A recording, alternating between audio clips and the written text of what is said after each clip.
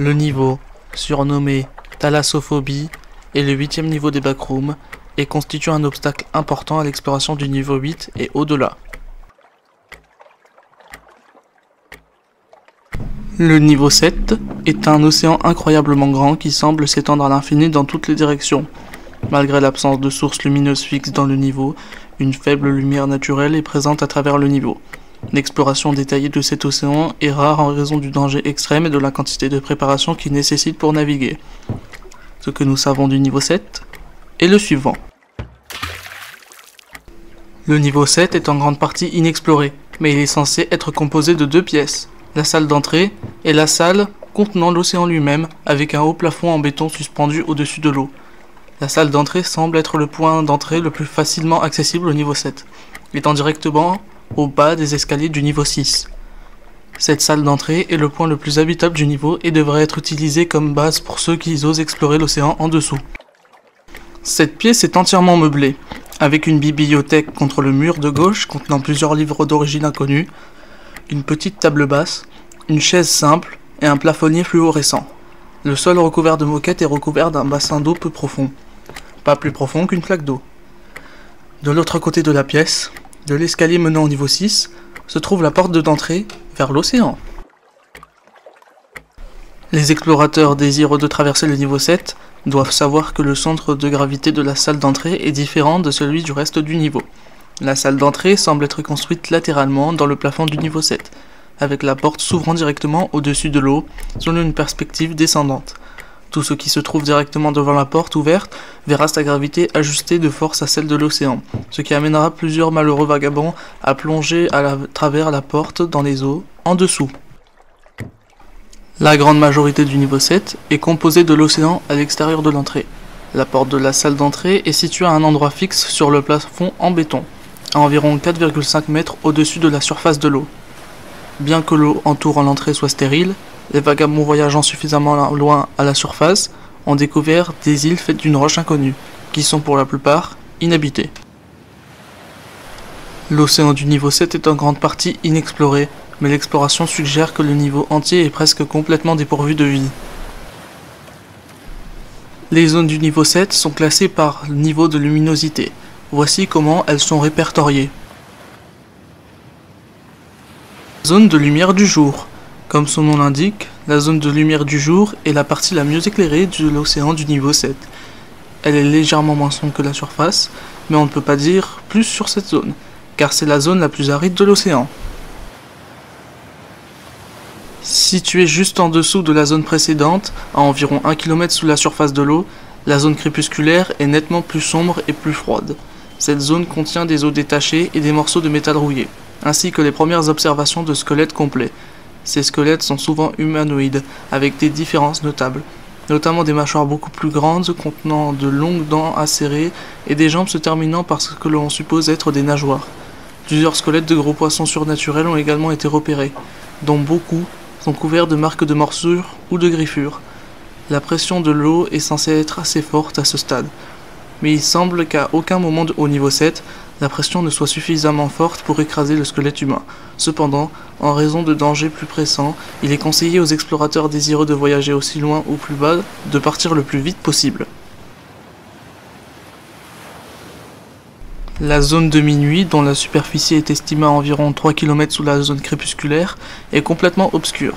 De nombreux autres squelettes entiers ont été découverts dans cette partie de l'océan, presque tous étant ceux des entités humanoïdes mentionnées précédemment. Des squelettes incroyablement grands, ressemblant à des poissons, ont été signalés dans la zone de minuit. Mais les structures squelettiques de ces créatures ont été décrites par les observateurs comme incompréhensibles. Toute zone située en dessous de 7 km de la surface est considérée comme trop dangereuse pour être explorée. La plus longue exploration enregistrée dans les abysses a duré un peu moins de 2 minutes. Les abysses sont parsementés d'amas montagneux et de goudron et de roches. Un bouillonnement continu émane d'une source inconnue située dans ces profondeurs. Cette zone est aussi couverte de squelettes humanoïdes de même nature que ceux mentionnés précédemment, dont la plupart ont été érodés par l'immense pression. Les profondeurs de ces eaux sont peu connues, hormis des rumeurs concernant l'entrée d'une grotte dans l'une des montagnes sous-marines qui mènerait au niveau 8. La profondeur actuelle du niveau 7 n'est pas exactement connue, mais les membres du BAS ont déterminé qu'il est incroyablement profond d'un point de vue architectural. Des fragments de fibres synthétiques retrouvés dans la zone de minuit et les abysses suggèrent que le fond de l'océan est recouvert d'un tapis. Pendant de nombreuses années, on pensait que le niveau 7 ne contenait qu'une seule entité, la tristement célèbre chose du niveau 7, qui semblait avoir tué toute autre vie dans l'océan. Pendant de nombreuses années, on pensait que le niveau 7 n'abritait qu'une seule entité. Mais depuis le 18 avril 2019, le niveau 7 est désormais habité par une autre entité, qui porte le nom de Tiny. La férocité et les prouesses physiques combinées de ces deux entités ont laissé le reste de l'océan complètement inhabité, ce qui en fait les principales sources du danger au sein du niveau. Les deux entités semblent n'avoir d'égal que l'une de l'autre, en termes de vitesse, de force et de détection, et doivent être évitées par tous les moyens nécessaires. Pour l'instant, Tiny semble se limiter aux zones de lumière du jour et à la zone du crépuscule, tandis que la chose réside dans la zone de minuit et dans les abysses supérieurs. On ne sait pas comment ni pourquoi, mais les deux semblent avoir un accord de destruction mutuelle assuré, s'empêchant mutuellement de chasser en dehors de leur territoire désigné. En raison des conditions déraisonnablement hostiles du niveau 7, voici un guide de survie approximatif pour ceux qui tentent de traverser le niveau. La pièce d'entrée doit être considérée comme une base de départ, et les sorties dans l'océan doivent être aussi courtes que possible avant le retour. Il est essentiel de laisser tomber une corde ou une échelle depuis la porte jusqu'à la surface de l'océan, car c'est le seul moyen envisageable de remonter en toute sécurité. Bien que la température de l'océan du niveau 7 soit extrêmement basse, elle n'est pas mortelle, sauf en cas d'exposition à très long terme. De plus, l'air au-dessus de la surface contient une propriété inconnue qui permet à ceux qui l'inhalent de retenir leur respiration pendant beaucoup plus longtemps que la normale, près de 30 minutes dans certains cas. Ces deux facteurs rendent les conditions de baignade apparemment impossibles, étonnamment gérables, même sans équipement de plongée. Les deux entités du niveau sont les plus préoccupantes. Toute confrontation doit être évitée à tout prix et la communication avec Tiny ne doit avoir lieu que depuis la salle d'entrée ou une île. Bien qu'un combat avec l'une ou l'autre des entités soit une condamnation à mort, la vie de la chose dans l'obscurité perpétuelle rend ses yeux beaucoup plus sensibles à la lumière et le sens de l'ouïe incroyablement développé de Tiny le rend sensible au bruit fort. En utilisant ces deux facteurs, il est possible de maîtriser les deux entités suffisamment longtemps pour explorer avec un risque réduit minimal. Ou presque.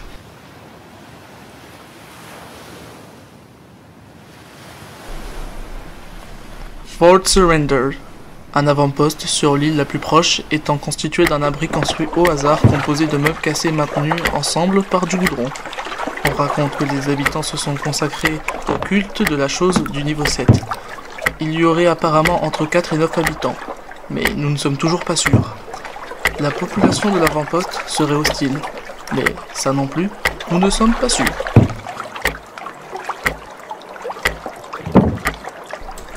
La seule entrée connue au niveau 7 se fait par un escalier descendant du niveau 6 qui mène directement à la salle d'entrée. Des rumeurs font état d'une possible entrée par une flaque d'eau sur le sol du niveau 8.